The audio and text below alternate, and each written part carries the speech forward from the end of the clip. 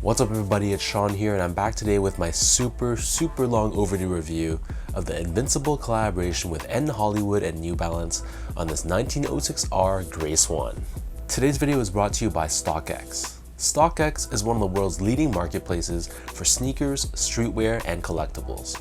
And as a Canadian buyer, they're my go-to shop when I strike out on a release. Not only because they have the best variety and the best prices, but they also offer all-in pricing, which means the final price that you check out with is the exact same price that you're going to end up paying. There's not going to be a surprise bill at your door from FedEx or UPS, so that final price you see right before you check out, that's exactly it. So StockX is the best platform for me to pick up releases that I missed out on, including this one. So this right here is a triple collaboration between Taiwanese retailer Invincible and Japanese menswear label N.Hoolywood. Both are no strangers to New Balance collaborations both individually and together. But this collaboration on the New Balance 1906R is one of the first for the brand, and it really helped kickstart the popularity of this silhouette. So these released in 2022, and they retailed approximately for a price of $185 US. And the colorway of this shoe is nicknamed Grey Swan. So diving into the details of this shoe, the base layer of the sneaker, this is covered in this gray colored mesh, which is done in this square style. Holding the laces in place right above this, we have this genuine suede in this darker gray color, and debossed in the middle, we have the New Balance N logo. Overlaid on both sides of the toe box, we have this synthetic dark gray colored nubuck with these silver colored overlays on top.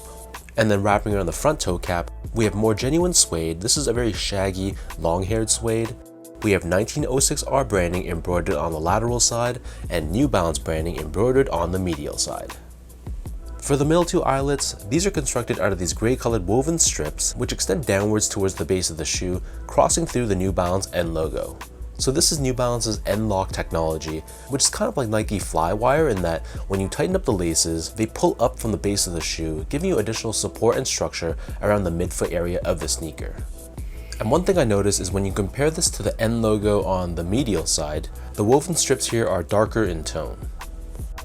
Underneath this, we have a different type of nylon here, which is comprised of these larger squares, and then covering the top three eyelets, we have more of that dark gray synthetic nubuck. It's surrounded by more of that shaggy long-haired suede, and then on the lateral side only, we have 1906R branding. Covering the bottom of the heel, we have this light gray colored TPU heel cup, which gives you additional structure and support for the back end of the shoe. In the middle of this, we have NB branding, and then hanging off this at the top, we have this small orange colored pull tab.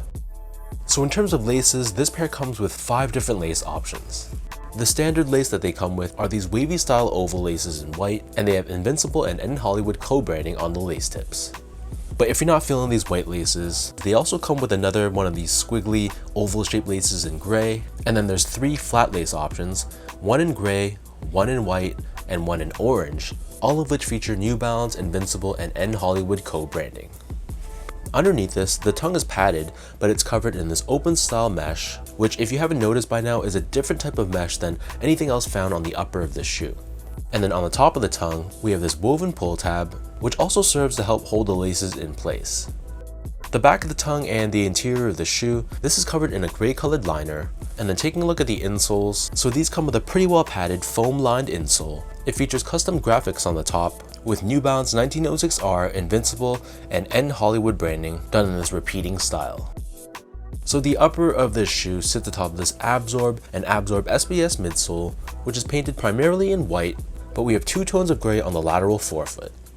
The back of the heel is painted in this vintage looking cream color, and this is where you'll find New Balance's energy technology, which are these gel-like pillars here which help with impact protection and shock absorption. Finally, turning this pair over to the bottom, so this is your typical 1906R outsole, however, it's constructed in rubber in a mix of black and this orange color. So we have this diamond shaped traction pattern on the forefoot, along with these grooves to give you added flexibility, and then underneath the rubber right in the center of the outsole, we have this vintage looking cream colored TPU shank plate, which is what New Balance calls their stability web technology, and this is there to help with torsional rigidity and midfoot support. So that breaks down the look and the construction of this pair.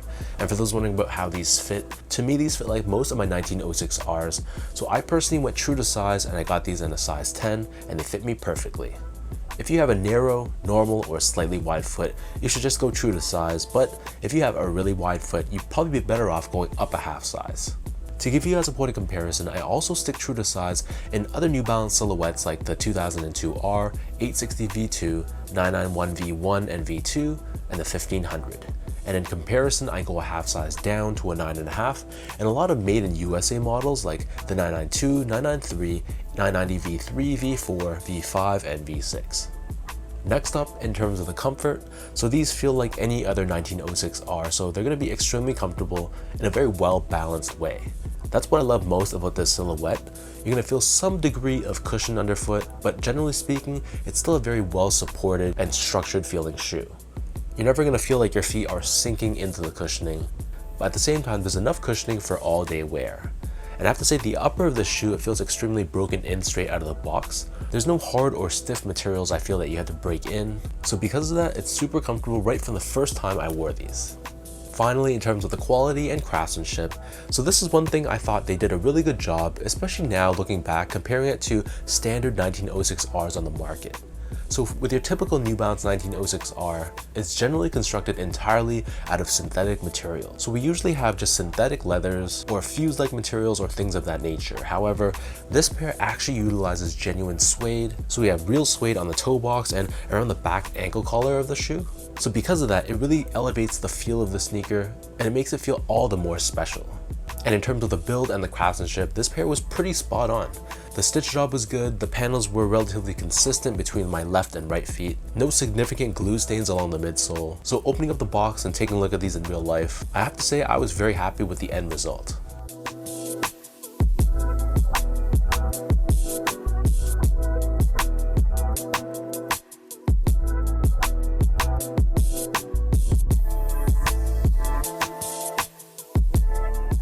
So with all that out of the way now, let's toss these on feet, I'll lace them up for you, and I'll show you guys how these look.